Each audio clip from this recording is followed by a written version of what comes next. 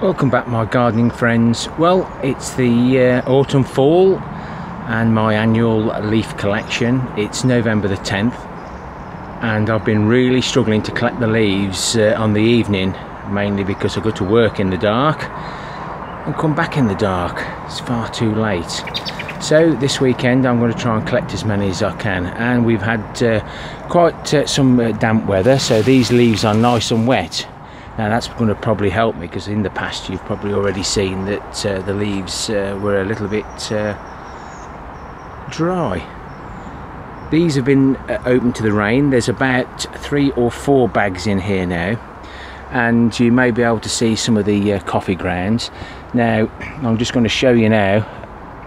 I dry my coffee grounds, but trouble is they don't absorb the moisture as well afterwards.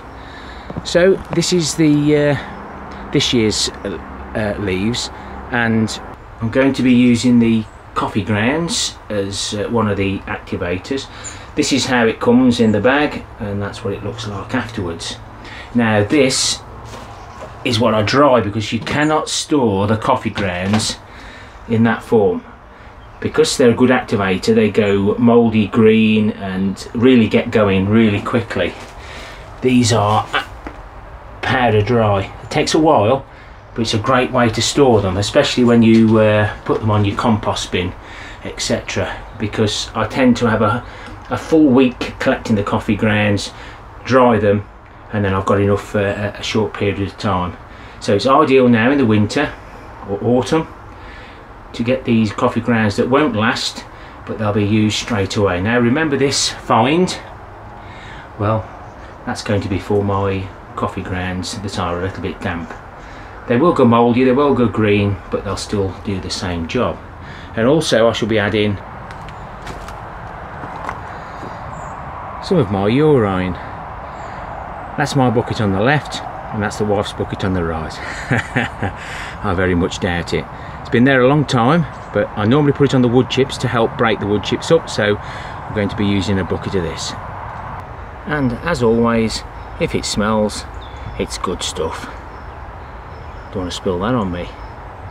So this is the leaf mould from that's 12 months old, and it's already sunk down quite a bit. Didn't want to compact it, but the worms are all over the place in between the cardboard, so there's about 2 or 3 layers of cardboard there. This is really well wet, and yeah, I'm quite pleased with that. And we'll have a quick look at the 2-year-old. Now this is the leaf mould that I got out of the trommel that was on the far side, and this is the material from the front of the trommel. That's what come through the trommel first. Sit in those bins until I need it in the spring or whenever I need it. I've got about 12 of these 1-ton dumpy bags. Obviously at the moment I'm just putting one in at a time, but as soon as this gets full and overfull and I still need to collect leaves, the other 10 or 11 bags, if I get that far, will just sit on the plot until this sinks down. No compacting this time. And my trusty leaf grabbers, they've lasted me well. This could be the 3rd or 4th year. The damage to this was caused by the wheelbarrow. You shouldn't push the wheelbarrow over your leaf grabbers, especially when you've got a full load on. And then the rake that I use, which I believe is similar to what they use on golf courses in the bunkers. That's been a really good tool all around the allotment, realistically. So I'll leave you there. I'll continue collecting my leaves, pouring on the urine and water with the added coffee grounds. Not using soil from molehills this year. I think it makes the leaf mould just a little bit soily, but we'll see what difference it makes this time next year when we actually do the reveal. In the pinned comments below you will find another question.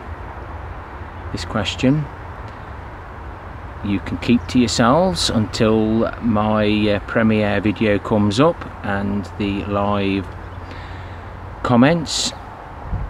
That'll give you a head start. This will help me know who's watching my videos and who deserves the prizes the most. Till next time, my friends, happy composting. Till next time, ta-ra for now.